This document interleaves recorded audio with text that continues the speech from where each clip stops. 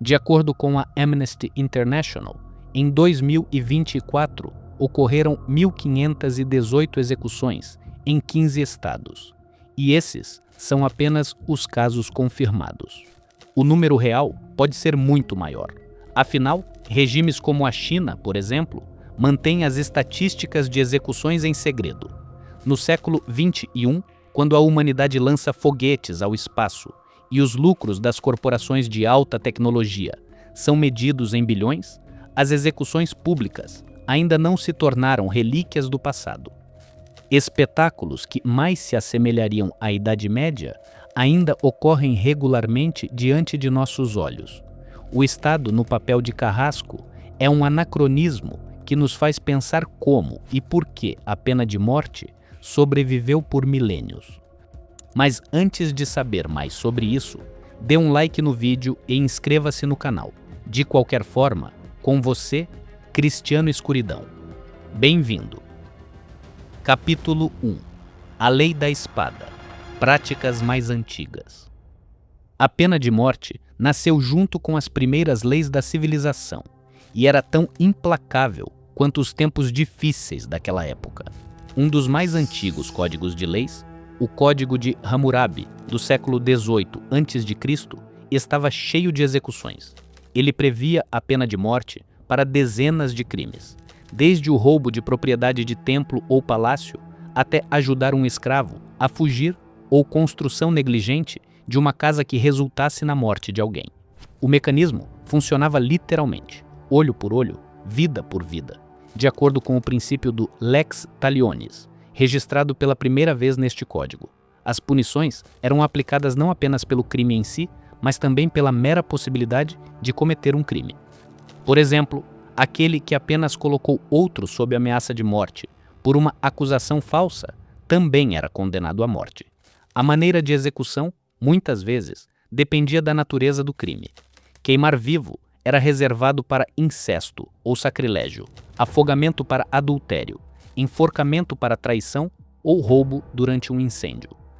No código está claramente afirmado: a pena de morte pode ser atribuída livremente por roubo e outros crimes graves. Era tão comum para os antigos mesopotâmios punir um criminoso com a morte.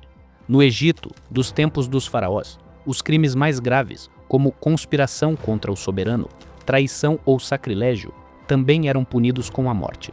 Um dos métodos mais assustadores era empalar. O condenado era forçado a sentar-se de costas ou peito em uma estaca de madeira afiada, e sob o peso do próprio corpo, ele deslizava lentamente para baixo, até que a estaca perfurasse órgãos vitais. Registros históricos indicam que no Egito, criminosos especialmente perigosos, como os saqueadores de tumbas reais, eram executados dessa forma. Isso era feito publicamente para intimidar os outros, às vezes ao lado de um templo. No antigo Israel, havia leis bíblicas em que uma série de pecados também eram punidos com a morte. Na Torá é previsto apedrejamento para adultério ou blasfêmia, e também queimar ou morte, por espada para outros crimes. A Bíblia soa um veredito categórico: quem derramar sangue humano terá seu sangue derramado por humanos. Esta ordem serviu por séculos como uma justificativa moral para a execução nas tradições judaica e cristã, onde a pena de morte era vista como a realização da justiça suprema. Nos antigos impérios asiáticos, a imaginação dos carrascos era ainda mais sombria. Na China, punições severas existiram desde os tempos antigos, desde a decapitação com espada até torturas elaboradas. As crônicas antigas chinesas mencionam que os condenados poderiam ser serrados ao meio, esfolados vivos ou até mesmo cozidos em caldeirões. Esses métodos bárbaros eram aplicados tanto aos criminosos comuns quanto aos inimigos do imperador. Em algumas outras culturas, porém, o conceito de misericórdia já estava começando a surgir. Em particular, no período Heian no Japão, houve um caso único. Na Idade de Ouro Pacífica, os imperadores praticamente aboliram as execuções, substituindo as sentenças de morte por exílio em províncias distantes. Esta recusa não oficial da pena de morte durou quase um século, até que o país foi devastado pela guerra e as execuções retornaram. Ao mesmo tempo, na antiga Índia, a severidade das punições era justificada como uma condição necessária para a ordem. As leis de Manu proclamavam que apenas a punição incessante mantém a sociedade longe do caos. Se o rei não punisse incessantemente aqueles que merecem ser punidos, o forte fritaria o fraco como peixe no espeto. Esta imagem vívida de um famoso legislador indiano antigo é uma justificativa peculiar para a pena de morte e sentenças severas, como a única contenção contra a ilegalidade. Disse que alguns antigos governantes eram tão misericordiosos que dispensavam completamente as execuções. Por exemplo, há uma lenda sobre o imperador indiano Ashoka, que após se arrepender do derramamento de sangue, proibiu a execução de criminosos. No entanto, a maioria das civilizações, permanecendo fiel ao princípio da espada, considerava o direito de tirar vidas como uma prerrogativa inalienável do poder. A pena de morte tornou-se o primeiro e mais simples instrumento de coerção estatal. De Babilônia à China, o Estado surgiu simultaneamente como legislador e carrasco. Capítulo 2. Cicuta e cruz, Antiguidade. O mundo antigo herdou os costumes sangrentos dos tempos antigos e os levou a uma sofisticação ostentosa. O legislador Drácon, no século VII a.C., supostamente introduziu a pena de morte para qualquer crime, mesmo os mais pequenos. Tão rígidas eram suas prescrições. Mais tarde, o filósofo Platão se indignou com isso e acreditava que a execução deveria ser aplicada apenas a criminosos incorrigíveis. Mas a sociedade grega, em geral, via a execução como um estado natural das coisas. O símbolo dessa era foi a morte de Sócrates, talvez a execução mais famosa da antiguidade. Um tribunal ateniense considerou um sábio de 70 anos, culpado de corromper a juventude, e o condenou a beber veneno de cicuta. No ano 399 a.C., Sócrates bebeu calmamente a taça de veneno na presença de seus alunos, tornando-se vítima da lei de sua própria cidade-estado. O cálice de cicuta, o coquetel da morte que a democracia preparou para seu próprio filósofo, simboliza o dilema de saber se um julgamento pode ser justo, mas para a antiguidade, esse destino parecia completamente normal. O famoso orador ateniense Demóstenes, segundo a lenda, também tomou veneno fugindo da prisão, e milhares de plebeus diariamente perdiam suas vidas por decisão de juízes ou tiranos. Do outro lado do Mediterrâneo, em Roma, a máquina de execução se tornou um ritual de Estado bem planejado e, ao mesmo tempo, um espetáculo de massa. O Império Romano herdou da República várias maneiras de matar aqueles que foram declarados inimigos ou criminosos. Para os cidadãos, por um tempo, havia certas concessões. Um cidadão romano não podia ser executado sem julgamento, e as execuções eram rápidas, como, por exemplo, a decapitação com espada. Mas para escravos, estrangeiros ou rebeldes, não havia nem pena nem misericórdia. Uma das punições mais terríveis do direito romano era a poena culei, punição com o saco. Aquele condenado pelo assassinato de seu pai ou mãe era costurado vivo em um saco de couro junto com 4 criaturas vivas, um cachorro, um galo, um macaco e uma cobra, e o saco era jogado no rio. Na escuridão e na pressa, a vítima esperava a morte por mordidas ou afogamento. Outros criminosos podiam enfrentar a crucificação em uma cruz, uma execução dolorosa e desonrosa que os romanos usavam extensivamente contra escravos e rebeldes. Foi na cruz romana que o pregador cristão primitivo, Jesus de Nazaré, foi executado, e 6.000 escravos, seguidores de Espartaco, foram crucificados ao longo da Via Ápia como um aviso para todos os outros rebeldes. A crucificação se tornou um símbolo de execução tão difundido que eventualmente se transformou em um símbolo religioso de sacrifício e sofrimento. O arsenal de execuções imperiais era gigantesco. A rocha Tarpeia, em Roma, servia como um cadafalso natural. Os condenados por sacrilégio ou traição eram simplesmente jogados dela. Nas arenas dos anfiteatros, o julgamento sangrento acontecia quase diariamente. Criminosos condenados e prisioneiros de guerra eram lançados para serem dilacerados por predadores ou forçados a lutar até a morte, como gladiadores para o deleite da multidão. Espetáculos mortais tornaram-se parte da cultura romana. Multidões de milhares no Coliseu assistiram avidamente ao derramamento de sangue. A lei e o entretenimento se entrelaçaram em um tândem assustador. De acordo com a lenda, o tirano de Siracusa, Falares, inventou um dispositivo de execução particularmente cruel, um touro de bronze, dentro do qual as pessoas eram assadas vivas, e seus gritos simbolizavam o mugido do animal. Este touro de Falares tornou-se uma personificação antiga de crueldade refinada, embora os historiadores duvidem de quão frequentemente ele foi realmente usado. No entanto, junto com tudo isso, naquela época também surgiram os primeiros vislumbres de humanização. O jurista romano Cícero escreveu que o maior benefício da lei é a misericórdia, e às vezes sentenças eram atenuadas, substituindo a execução pelo exílio. Por exemplo, esse foi o destino do poeta Ovídio. Mas em geral, o mundo antigo aceitava a prática da pena de morte com relativa tranquilidade, considerando-a um mal necessário para manter a ordem. Capítulo 3. O fogo da fé. A Idade Média. O declínio de Roma não trouxe o declínio da execução. Pelo contrário, na era medieval, a pena de morte ganhou ainda mais justificativa moral, transformando-se em um instrumento de fé. O Estado e a Igreja, unidos, começaram a desempenhar o papel de carrasco, em nome de Deus. Na Europa, fogueiras da Inquisição e tribunais eclesiásticos perseguiam hereges e bruxas.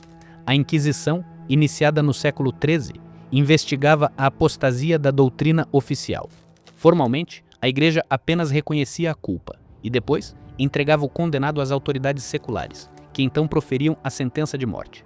Mas essa aparência de divisão de papéis não enganava ninguém.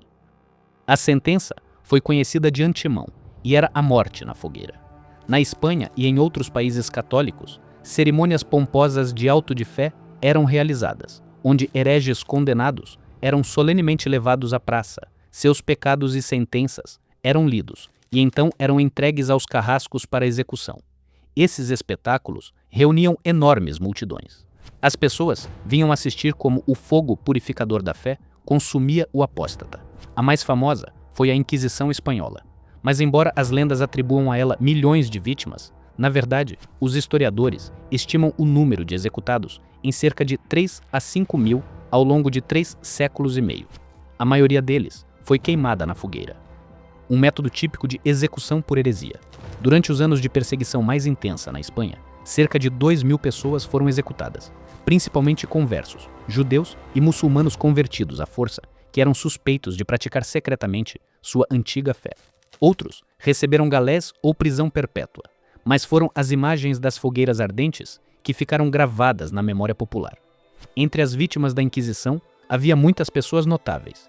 Em 1431, os ingleses, por sentença de um tribunal eclesiástico, queimaram Joana d'Arc, de 19 anos, acusada de heresia e feitiçaria. Em 1600, em Roma, a Inquisição queimou o cientista Giordano Bruno por suas ideias heréticas.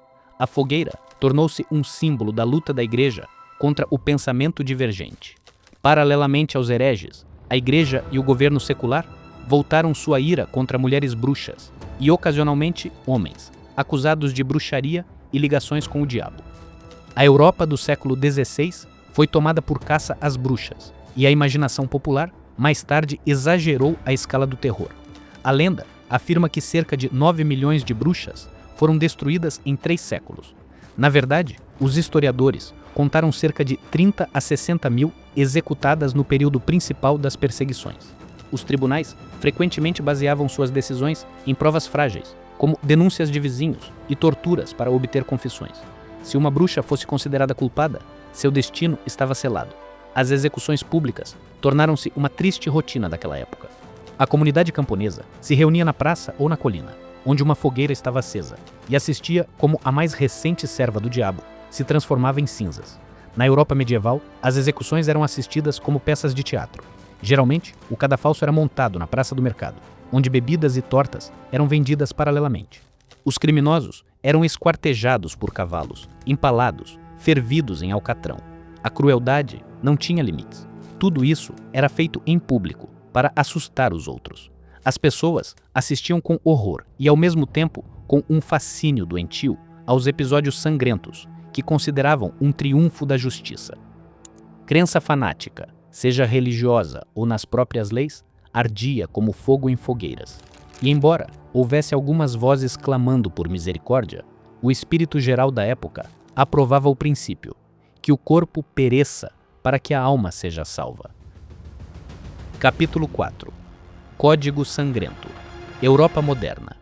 No limiar dos tempos modernos, nos séculos 17 e 18, a pena de morte parecia ter atingido o auge da crueldade absurda, e por isso começou a suscitar dúvidas entre os pensadores. A Inglaterra, desta época, entrou na história com seu Código Sangrento, um sistema de leis que previa a morte para uma gama incrivelmente ampla de crimes. No final do século XVIII, havia mais de 200 artigos na Inglaterra puníveis com execução. Roubo de uma lebre, cortar a árvore de jardim de outra pessoa, falsificação de uma nota. Todas essas ofensas, que não pareciam muito graves, oficialmente eram puníveis com a forca. No entanto, na realidade, nem todos os condenados eram executados. Muitas vezes, os tribunais, com pena do réu, subestimavam o valor dos bens roubados para evitar a pena de morte. Ou os jurados se recusavam a reconhecer a culpa para não enviar a pessoa à morte.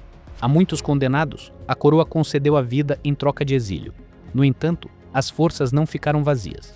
No início do século XVIII em Londres, execuções eram regularmente realizadas na Árvore de Tyburn, atraindo enormes multidões. O público adorava o grande drama. As últimas palavras do condenado, o puxão da escada debaixo de seus pés, as convulsões de morte, eram simultaneamente atos de justiça e entretenimento em massa, onde o criminoso se tornava o ator de sua própria cena final. Mas enquanto na Grã-Bretanha a forca trabalhava horas extras, no continente surgiu um novo símbolo, mecanizado da pena de morte, a guilhotina.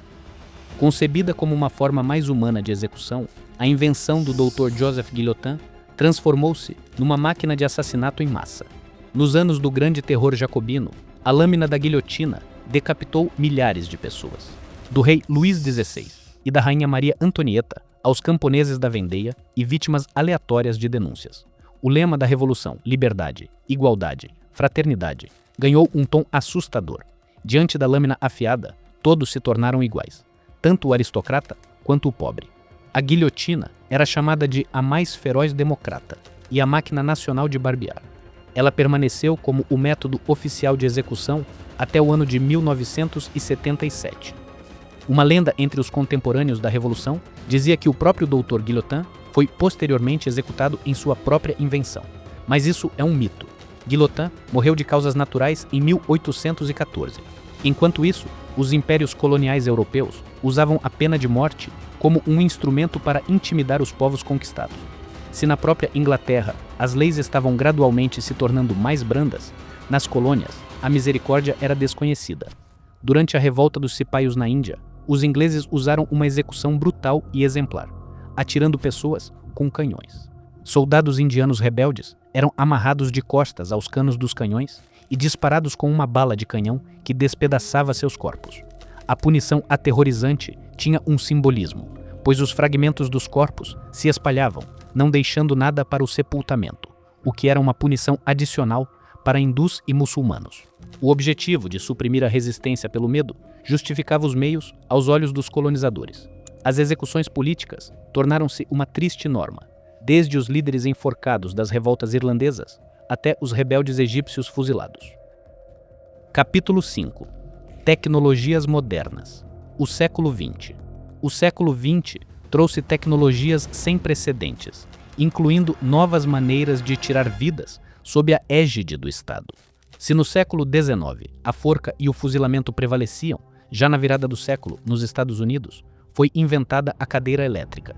Em 1890, em Nova York, um criminoso foi executado pela primeira vez com a ajuda da eletricidade. O assassino, William Kemmler, foi a primeira pessoa a ser executada na cadeira elétrica. Este método foi promovido como mais humano do que enforcamento. No entanto, as primeiras execuções mostraram o contrário. Apesar disso, a cadeira elétrica rapidamente se espalhou. Até meados do século XX, a maioria dos estados da América usava-a como o principal método de execução. A próxima realização da civilização foi a câmara de gás. Em 1924, o estado de Nevada, pela primeira vez, liberou gás cianídrico em um espaço fechado para um prisioneiro. A ideia era um adormecimento pacífico, mas isso também se revelou ilusório. Subsequentemente, uma série de estados adotou câmaras de gás. Após a Segunda Guerra Mundial, alguns procuraram meios ainda mais eficazes, até que na década de 1970 apareceu a injeção letal, que começou a ser usada nos Estados Unidos, supostamente como a opção mais humana: administrar um sedativo, um paralítico e uma toxina cardíaca em sequência.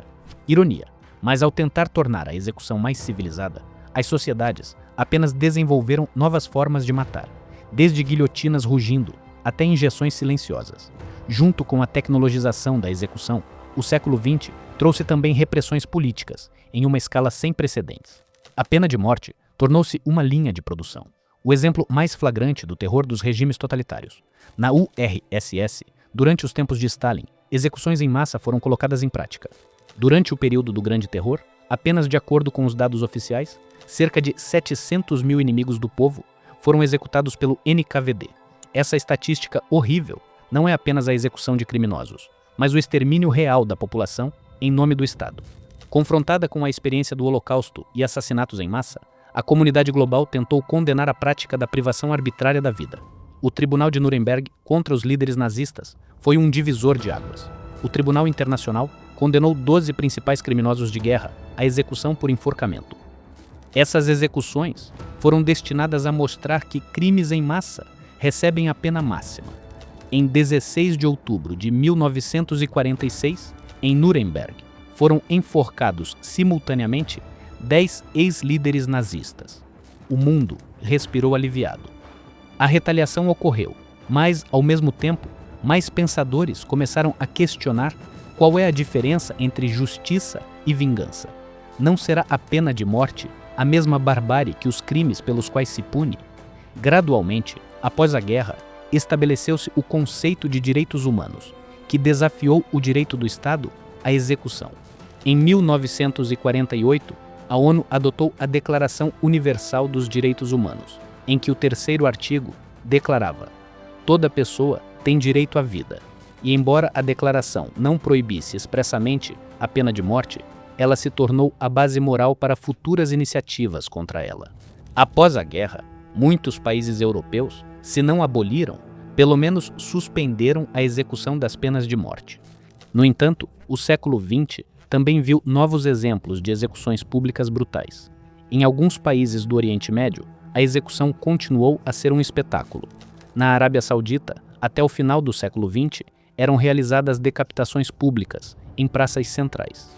A Praça de Irã, na capital, até recebeu o apelido de Praça das Cabeças Decapitadas. No Irã, apesar da condenação internacional, ocorreram enforcamentos públicos em guindastes. Tais ações chocam o mundo moderno, mas para as autoridades locais servem apenas como uma continuação da antiga lógica de intimidação. Na segunda metade do século XX, quase todos os países civilizados proibiram execuções públicas. No Reino Unido, a última foi realizada em 1868. Nos Estados Unidos, em 1936. Depois disso, as execuções foram levadas para dentro das prisões, longe dos olhares da multidão. Nas últimas décadas do século XX, dezenas de países aboliram completamente a pena de morte. Se em 1948 apenas 16 países eram abolicionistas, no final do século, mais da metade dos estados do mundo aboliu ou, de fato, não aplicava a pena de morte. O século XX tornou-se uma era de luta entre duas tendências opostas. Por um lado, um terror sem precedentes. Por outro, o nascimento de uma ideia que questionava a moralidade da pena de morte. À beira do novo milênio, ouvia-se cada vez mais claramente a pergunta: a sociedade tem o direito de matar até mesmo assassinos? Capítulo 6. Vida contra a morte. A pena de morte não é apenas um fenômeno jurídico ou político, mas também um dilema moral que ainda gera acaloradas discussões. Os defensores da pena de morte apresentam vários argumentos a favor. O primeiro é a retribuição e a justiça. Se alguém cometeu um crime terrível, especialmente assassinato, a única punição adequada parece ser tirar sua própria vida. Este princípio está profundamente enraizado na consciência coletiva desde os tempos bíblicos. Quem derramou sangue terá seu sangue derramado. Os familiares das vítimas frequentemente exigem a pena de morte para os assassinos, considerando-a uma forma de restabelecer a justiça e a única maneira de acalmar as almas dos mortos. O segundo argumento é a dissuasão do crime. Muitos acreditam que o medo da execução impedirá potenciais criminosos de cometer assassinatos. No entanto, pesquisas científicas e estatísticas refutam esse mito. a comparação das taxas de criminalidade nos Estados Unidos, com e sem pena de morte, não mostrou diferença significativa. Além disso, algumas pesquisas mostraram níveis mais altos de crimes violentos onde as execuções são realizadas. A Scientific American, em um editorial de 2024, afirmou diretamente que pesquisa após pesquisa mostra que a pena de morte não impede crimes, mas sim apresenta o risco de matar inocentes, sendo racialmente tendenciosa e cruel. O terceiro argumento dos defensores da punição é a proteção da sociedade. Dizem que alguns criminosos são tão perigosos que podem escapar da prisão ou continuar a cometer crimes. Então, é melhor eliminá-los. A manutenção econômica de prisioneiros perpétuos custa dinheiro dos contribuintes, ao passo que a execução é muito mais barata. No entanto, a atual prática judicial em casos de pena de morte é tão longa e cara que, por exemplo, nos Estados Unidos, descobriu-se que executar é muito mais caro para o orçamento. Em vez disso, os opositores da pena de morte apresentam argumentos contrários significativos. Primeiro, é uma violação do direito fundamental à vida. O Estado, ao matar uma pessoa em nome da lei, torna-se ele próprio um assassino, embora legal. Muitos filósofos acreditam que a sociedade não deve descer ao nível dos criminosos, tirando vidas, pois isso é um ato irreversível e cruel. A execução, em sua opinião, desumaniza tanto o punido quanto aqueles que punem, transformando a justiça em vingança legalizada. O segundo argumento é a possibilidade de erro judicial. Nenhum sistema está protegido contra erros judiciais, e a morte não pode ser corrigida. Na história, há muitos exemplos de pessoas inocentes sendo executadas, e sua inocência provada apenas após a morte. Um caso clássico é o de Timothy Evans, cidadão britânico que foi enforcado em 1950 pelo assassinato da esposa e da filha. Mas mais tarde, descobriu-se que o verdadeiro assassino era o serial killer John Christie, vizinho de Evans.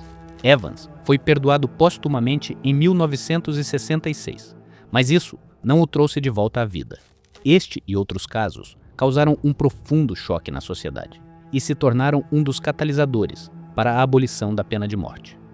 Nos Estados Unidos, desde 1973, já 200 pessoas condenadas à morte foram absolvidas e libertadas graças a novas provas de inocência. Um estudo de 2014 estimou que cerca de 4% dos condenados à morte americanos eram inocentes. Sabe-se ao certo que pelo menos 20 executados nos Estados Unidos provavelmente eram inocentes. Eles foram reabilitados postumamente ou foram descobertos erros flagrantes. O terceiro argumento contra é a falta de benefício comprovado. Muitas pesquisas mostraram que a taxa de homicídios é influenciada por fatores socioeconômicos, atividade policial e nível de educação, e não pela presença ou ausência de pena de morte. Também é conhecido o chamado efeito de brutalização.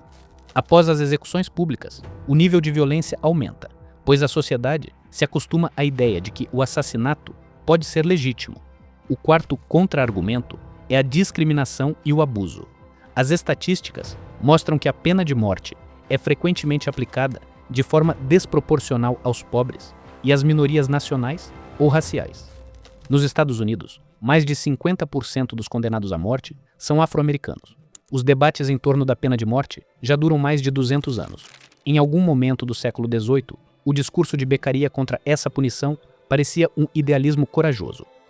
Hoje, porém, os argumentos contra estão se tornando cada vez mais aceitos. No entanto, a opinião pública está dividida. Em muitos países da Ásia ou África, a maioria da população apoia o princípio de olho por olho. Até no Japão tecnologicamente avançado, pesquisas consistentemente mostram mais de 80% de aprovação da pena de morte. Entretanto, o mundo está em constante movimento. E até hoje, a posição geral das Nações Unidas e das organizações de direitos humanos é clara. A pena de morte viola os direitos humanos e deve ficar no passado. A história da pena de morte é a história de toda a civilização, em seu lado mais obscuro. Desde os reis sumérios até os ditadores modernos, o Estado assumiu o papel de juiz supremo sobre a vida e a morte. A pena de morte tornou-se um espelho da época, refletindo a moral e os medos da sociedade. Na antiguidade, a espada do carrasco era uma realidade cotidiana com a lei e o espetáculo.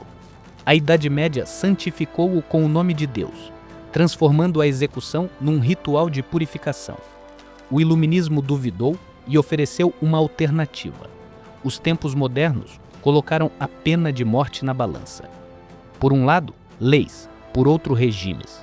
E agora, no século XXI, chegamos ao ponto em que a espada pode finalmente ser transformada em uma charrua jurídica.